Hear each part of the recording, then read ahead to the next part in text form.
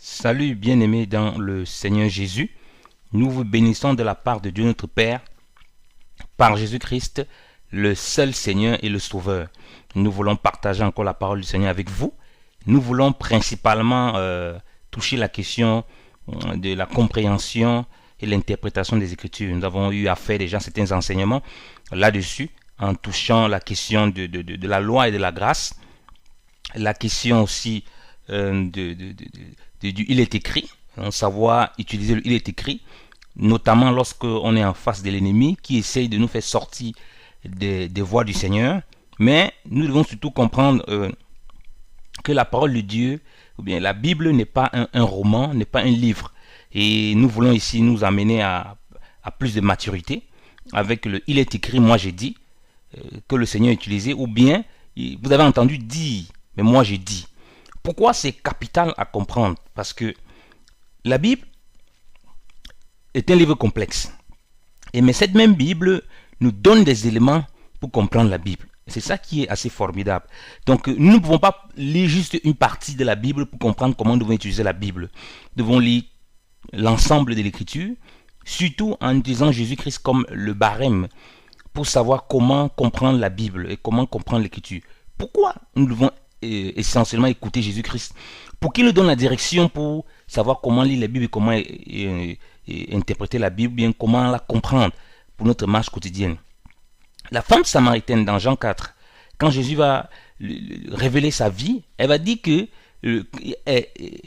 elle sait que quand le Messie viendra, il va les enseigner toutes choses. Jésus va dire, moi je suis le Messie. Donc le Messie était censé venir montrer au peuple comment adorer Dieu en esprit, c'est-à-dire comment, et pour adorer Dieu en esprit, ce peuple qui est avec la loi, ce peuple qui est avec le commandement, ça veut dire que leur compréhension de la loi et des commandements était une compréhension insuffisante. Il fallait donc que le Messie vienne pour leur donner la pleine révélation de Dieu, pour leur faire comprendre les Écritures. Et c'est pourquoi nous devons lire le Seigneur pour que lui-même il nous explique comment comprendre les Écritures. La première chose qu'il a fait, nous avons vu dans le désert, dans Matthieu 4. Parce que dans Matthieu 4, il se passe quelque chose. Le diable va l'attaquer dans le désert pour qu'il désobéisse au commandement du Seigneur. Et il va utiliser le il est écrit. Le il est écrit, nous-mêmes nous l'utilisons face à l'ennemi quand il essaie de nous faire chuter. Mais simplement, nous ne pouvons pas nous limiter de lire simplement comme ça la lettre. Parce que nous pouvons être aussi achoppés. Pourquoi nous pouvons être achoppés si nous lisons uniquement la lettre?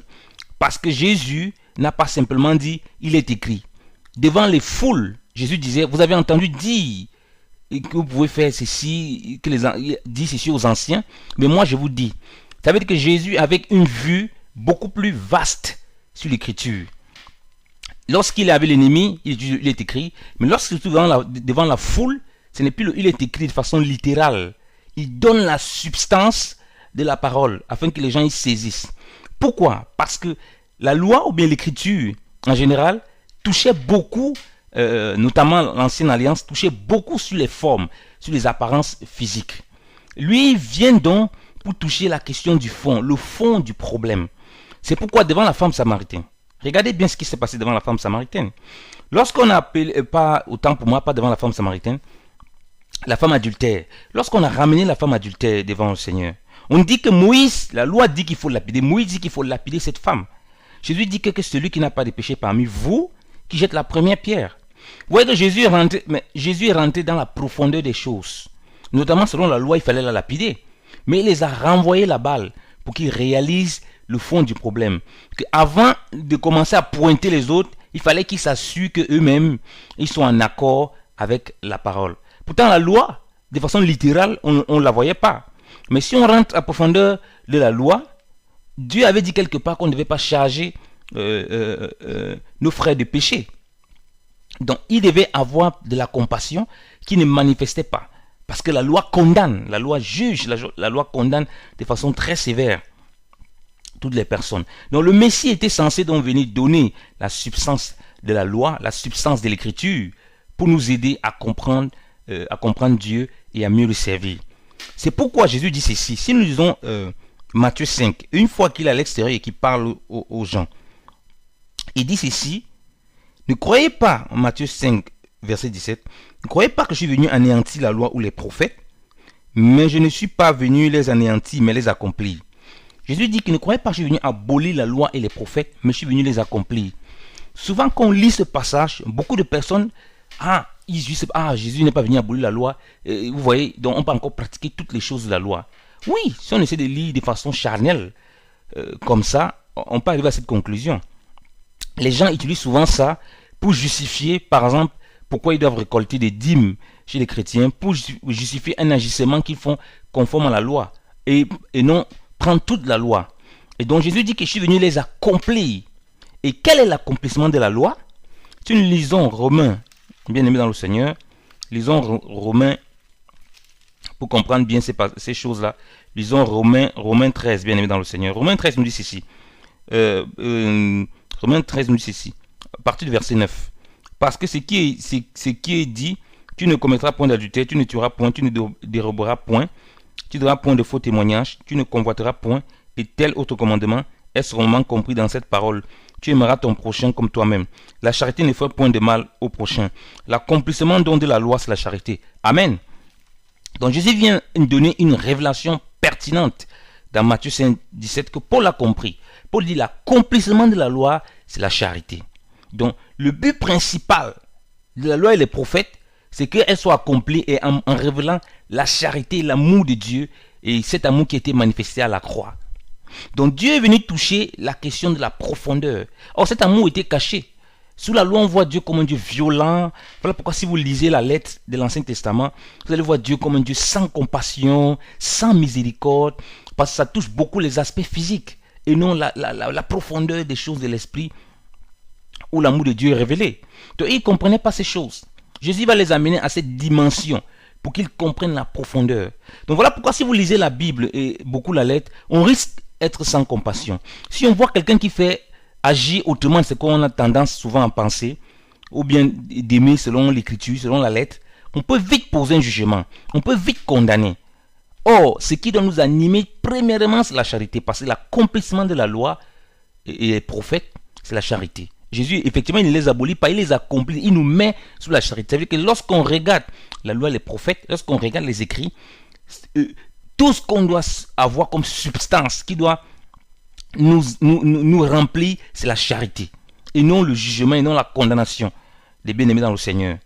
Vous voyez, bien-aimés dans le Seigneur. Donc voilà pourquoi il faut faire attention lorsqu'on lit la Bible selon la lettre. Si on n'a pas compris le est écrit, mais moi j'ai dit, on peut vite condamner quelqu'un s'il fait ou bien s'il a une attitude contraire à notre façon de voir, à notre façon de comprendre. Et c'est ça le problème qu'on a malheureusement dans l'église. Et on peut tomber dans l'aveuglement spirituel et ne pas comprendre le message que le frère essaie de nous donner, ou bien la sœur essaie de nous donner, de nous faire passer, à cause de cette compréhension littérale. Jésus va dire dans Matthieu 23, les scribes et les pharisiens sont assis sur la chair de Moïse. Écoutez ce qu'ils disent, observez et faites ce qu'ils disent, mais ne faites pas comme eux, parce qu'ils disent, mais ils n'observent pas. Vous voyez bien que Jésus a enseigné au peuple à observer la loi et les prophètes. Mais Jésus sait que la loi et les prophètes, de façon littérale, telle que les pharisiens, les scribes les enseignent, est limitée. Voilà pourquoi à l'extérieur, Jésus dit, je ne suis pas venu abolir la loi et les prophètes. Parce que son langage qu'il utilise, ce qu'il dit, semble aller contraire à ce que les pharisiens disent. Mais son but, c'était qu'il quitte de la forme physique, de la lettre, pour saisir maintenant les choses de l'esprit. Voilà pourquoi il va rentrer en profondeur. Je vous prends un exemple. Jésus dit ceci. Il dit ceci par exemple.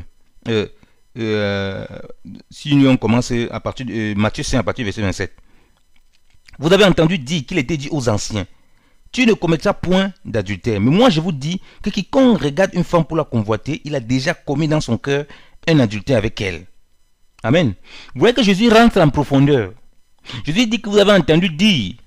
Donc quelqu'un pouvait venir d'apparence dire qu'il n'est pas adultère, mais alors qu'à l'intérieur, il était adultère.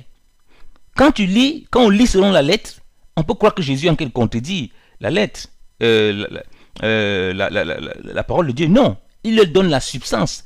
Pourquoi? Dieu a dit par la bouche de Jérémie, le cœur de l'homme est tortueux par-dessus tout. Qui peut le connaître? Moi l'Éternel. Donc vous voyez que Jésus vient leur faire comprendre, au fait, c'est le cœur de l'homme qui est tortueux. Il est toujours en accord avec la Torah, mais son but, c'est de les pousser à connaître Dieu dans sa profondeur. Ne pas seulement s'attacher à la forme. Parce que s'il s'attache à la forme, l'intérieur peut être pourri. Ça peut être des ossements desséchés, ça peut être des sacs de poubelle, comme les pharisiens. Ils ont une apparence pieuse, tout ça, mais l'intérieur n'est pas bon. Donc voilà le but de l'écriture, c'est rentrer en profondeur. Donc, il est écrit, moi j'ai dit, ne viens pas changer la révélation de Dieu. Ça vient apporter effectivement la substance de la connaissance de Dieu. Pourquoi? Parce que la Bible, comme je l'ai dit, c'est un livre hyper complexe. Tout le monde peut pas venir lire la Bible et il comprend la Bible et il l'enseigne. C'est pas possible. Tout le monde ne peut pas lire cela. Jésus va dire que si quelqu'un est né de nouveau, il ne peut voir le royaume. Donc, il faut que quelqu'un soit né de nouveau pour comprendre même les choses de l'Esprit de Dieu. Et en plus, s'il n'est pas conduit par le Saint-Esprit, parce qu'il peut être charnel, il peut être encore un bébé spirituel, il ne comprend pas encore certaines choses. S'il n'est pas conduit par le Saint-Esprit, bien qu'il soit même né de nouveau, il aura du mal à comprendre certaines choses. Parce que l'Écriture a été donnée aux disciples du Seigneur. Voilà pourquoi un mondain peut venir lire la Bible. Il va lire, il va connaître les choses. Il est écrit, il va répéter, il est écrit. La plupart forment les écoles théologiques. Il est écrit ceci, il est écrit là-bas, machin. Mais il est en dehors de l'écriture. Beaucoup de personnes enseignent la Bible. Ils viennent expliquer la Bible. Ils lisent bien la lettre. Ils sont en accord avec la lettre. Mais ils sont loin de l'écriture. Donc ils sont loin de l'esprit de la lettre. Effectivement, parce que c'est cette notion, toutes ces notions les échappent. Ils ne sont pas conduits par le Saint-Esprit. Ils voient un passage, ils veulent l'appliquer lettre par lettre et puis il a chopé. Ils voient un autre passage, il ne veut pas l'appliquer alors qu'il faut l'appliquer, il est à choper. D'où le Saint-Esprit. Nous avons besoin du Saint-Esprit pour nous conduire dans la connaissance du Seigneur. Écoutez ce que le Seigneur dit, par exemple, dans Matthieu 13. Matthieu 13, lisons à partir du verset 10. Alors les disciples s'approchant lui dirent, pourquoi leur parles-tu par des similitudes, par des paraboles? Il répondit et leur dit, parce qu'il vous est donné de connaître les mystères du royaume des cieux, et pour eux, il ne les est point donné de les connaître. Amen. Donc Jésus dit que c'est à nous qui a été donné de connaître les mystères du royaume de Dieu.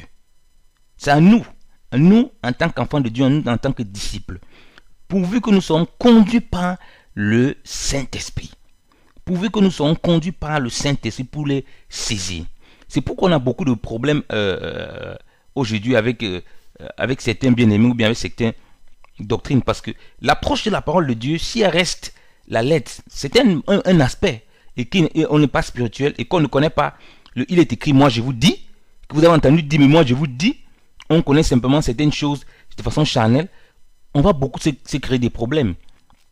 On va beaucoup se faire du mal. Pourquoi? Parce que la même Bible nous dit ceci. Dans 1 Corinthiens, lisons ce passage bien aimé dans le Seigneur.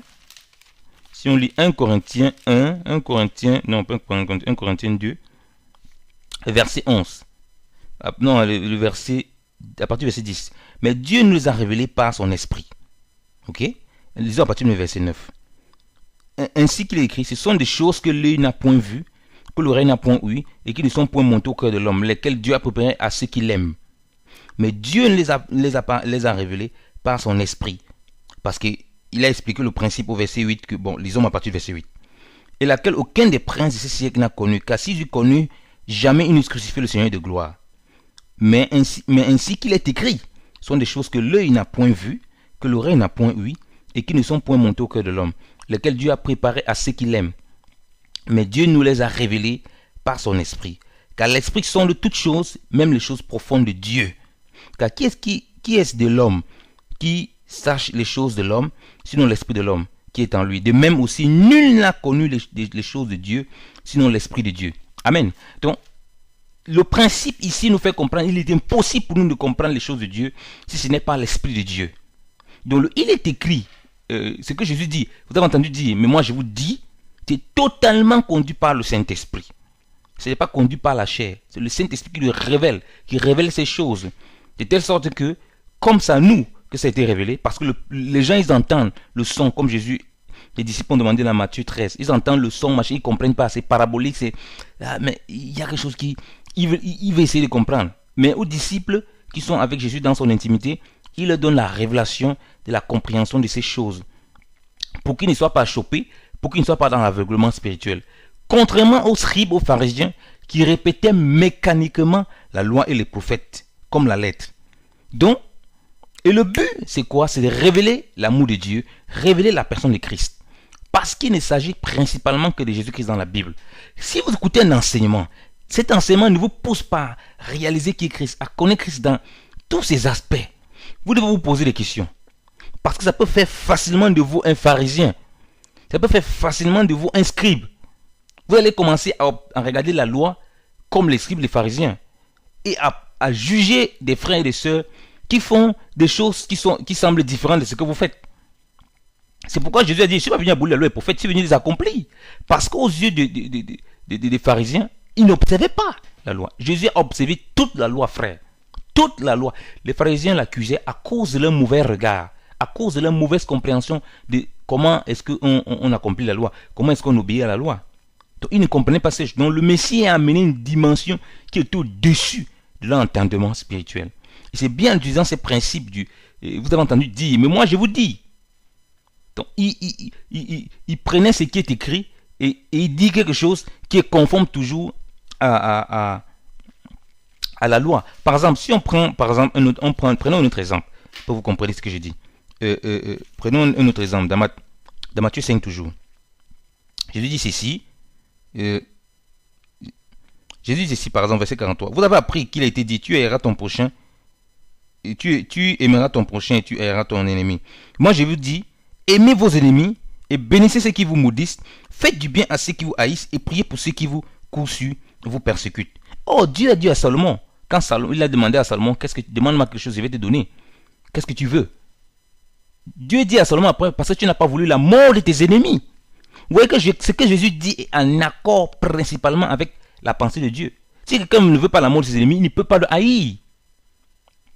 Vous voyez, bien aimé dans le Seigneur. Donc, le principe que Jésus vient apporter, c'est un principe qui ne se déroge pas de la parole de Dieu. Il se sert de la parole pour expliquer la parole. Il se sert de la parole pour expliquer des choses difficiles à comprendre. Et la Bible va nous le dire, que ce que Paul écrit, il y a des choses difficiles à comprendre, dont les personnes mal affermies déforment le sens pour leur propre ruine.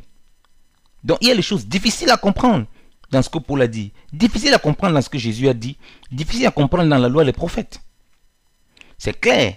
Vous n'avez pas partout cherché à faire, il est écrit, mais moi j'ai dit non, il y a des choses beaucoup plus simples qu'on peut comprendre, mais de façon générale, l'écriture est compliquée, et complexe, et difficile à saisir comme ça. C'est la raison pour laquelle on se retrouve avec beaucoup de divergences de temps à autre dans la parole, bien que nous n'ayons pas une connaissance infuse, il y a quand même un minimum que nous devons être, sur lequel nous devons nous accorder. Mais comprendre, il est écrit, moi j'ai dit, vous avez entendu dire, moi j'ai dit, c'est très important, bien aimé dans le Seigneur. Je vous donne encore un autre exemple. Jésus va venir, va dire ici aux scribes et pharisiens, si on dans Matthieu, je crois dans Matthieu 23, de qui le Christ est-il fils? Jésus va leur poser cette question. Ils vont dire, il est fils de David. Jésus dit, mais comment David peut dire de lui? J'ai dit à mon Seigneur, le Seigneur a dit à mon Seigneur, assieds-toi à ma droite jusqu'à ce que je mette tes ennemis au-dessous. Je vais le lire, je vais le lire autant pour moi, je vais le lire. Matthieu 22, à partir du verset 41. Et les pharisiens étant assemblés, Jésus les interrogea, disant, que semble-t-il du Christ? De qui est-il fils? Il lui répondit, de David. Et il leur dit, comment donc David, parlant par l'Esprit, l'appelle-t-il son Seigneur, disant, le Seigneur a dit à mon Seigneur, assieds-toi à ma droite jusqu'à ce que je mette tes ennemis pour le marchepied de tes pieds. Si donc David l'appelle son Seigneur, comment est-il son fils? Et personne ne lui pouvait répondre. Un seul mot, ni personne n'osa plus l'interroger depuis ce jour-là. Amen. Jésus a mis les pharisiens en confusion totale. Mais leur réponse, bien aimé dans le Seigneur, est correcte. Quand ils ont dit de David, ils ont raison, selon la lettre. Jésus reprend la même lettre pour le faire comprendre. Mais comment c'est possible? Donc Jésus les amène à une autre dimension. Comment c'est possible que David l'appelle son Seigneur? C'est pas possible que David l'appelle son Seigneur et qu'il soit fils de David. Jésus veut les faire comprendre. Oh, Jésus a toujours accepté qu'on l'appelait fils de David, il n'a jamais refusé parce qu'il est le Christ. Mais Jésus a fait comprendre que fils de David que vous voyez selon la chair, ce n'est pas ça. Donc il les amène à comprendre plus la substance de l'écriture. Puisqu'il régnait Il le régnait Jésus-Christ, Jésus le Seigneur, comme le Christ, comme le Fils de Dieu. Donc, ils ne pouvaient pas l'accepter qu'il était le Seigneur et le Maître. Parce que dans leur tête, le Messie était simplement fils de David, David selon la chair. Il ne pouvait pas être le Seigneur de David lui-même. Ça n'a pas de sens. Donc on voit que leur compréhension de la lettre, de la parole de Dieu, était une compréhension charnelle, littérale, livresque. Et non une compréhension spirituelle. Et donc le Seigneur se sert de ce qui est encore écrit pour les donner, pour les amener à comprendre. Il nous a pu poser des questions parce qu'ils étaient confus. Ils ne pouvaient pas expliquer ça. C'était dépasser l'entendement. Donc chaque fois que vous abordez la parole de Dieu, vous devez avoir ces choses, ces bases. Connaître il est écrit, c'est bien. Mais connaître le il est écrit, moi je vous dis. C'est-à-dire que saisir la substance de l'écriture pour comprendre les desseins et les voies de Dieu sont importants. Donc ça, c'est ça qui va vous amener à une certaine maturité spirituelle. C'est-à-dire que vous allez lire certains passages de la Bible, mais vous allez comprendre ces passages par un autre passage. Vous allez lire d'autres passages qui sont beaucoup plus compliqués. Dieu va vous aider à lire encore un autre passage, à lire certaines autres choses pour vous aider à comprendre ces passages compliqués. Vous allez lire un passage qui semble être très simple, mais Dieu va vous aider encore à prendre un autre passage, deux autres passages pour vous aider à mieux saisir cette pensée, pour que vous ne soyez pas confus. Parce que si vous regardez la Bible selon la lettre, elle se contredit beaucoup. Selon la lettre, bien sûr. Mais selon l'esprit, elle est tout à fait en accord. Parce que Dieu dit une chose ici, selon une circonstance, et puis il redit son contraire, selon une autre circonstance. Mais si vous venez lire de façon littérale comme ça, là, vous allez être achoppé et vous risquez de vous égarer. La plupart des faux prophètes ont des Bibles. Ils répètent, les gens observent ce qui est écrit dans la Bible, machin, mais ils sont égarés. La plupart des voleurs, des bandits, c'est ce qu'ils font. Ils ont tous des Bibles. Ne croyez pas que le véritable problème des chrétiens, c'est qu'ils ne lisent pas la Bible. C'est qu'ils n'ont pas saisi ces choses. Voilà pourquoi n'importe qui peut venir l'entre. Quand il va ouvrir la Bible, il va dire, et moi il va aller vérifier, ils vont voir que ce qu'il dit est vrai. Ils vont dire que Dieu veut que vous vous enrichissez. Il peut lire Abraham et Moïse. Il peut lire Abraham était riche, tout ça. Voilà comment la personne croit, ah, je dois être riche, machin. Cette personne n'a jamais pris Jésus comme le baromètre, le centre. Parce que cette personne avait pris Jésus comme le centre, était allé lire les épîtres pour comprendre, était allé lire les 4 évangiles pour comprendre le message principal de Jésus. Cette personne pouvait aller voir le faux prophète et dire, écoute, il est écrit ici. C'est vrai ce que tu dis, il est écrit là-bas, mais il est écrit aussi ici. C'est-à-dire que il est écrit là-bas que Abraham était riche, machin, mais moi je dis, donc moi je comprends aussi qu'il est écrit comme ceci. Selon la pensée du Seigneur, selon ce que le Seigneur a enseigné. Donc Jésus est le filtre qui va vous permettre de vous propager dans toute la Bible pour la comprendre, pour la saisir. Ainsi servant de l'écriture par l'écriture pour révéler l'amour de Dieu, pour révéler la personne de Christ. Et ça c'est important bien dans le Seigneur. Donc il y a ces choses qu'il faut maîtriser. L'ombre et la réalité, la loi et la grâce. Il est écrit, il est écrit. Mais moi je vous dis, il est écrit, mais il est écrit aussi. Donc comprendre ces choses vous aide aussi à tomber, à éviter ces pièges, ces pièges de la fin des temps. C'est aussi important, pourquoi? Parce que n'essayez jamais de poser la Bible à la Bible. Choisissez les passages qui vous arrangent pour faire votre doctrine et vous omettez tous les autres passages. Parce que ça vous choque ou bien parce que ça tend à contredire ce que vous avez comme conviction. Mettez toujours la Bible ensemble. Vous lisez un passage ici, vous lisez le passage, vous demandez au Saint-Esprit de vous aider.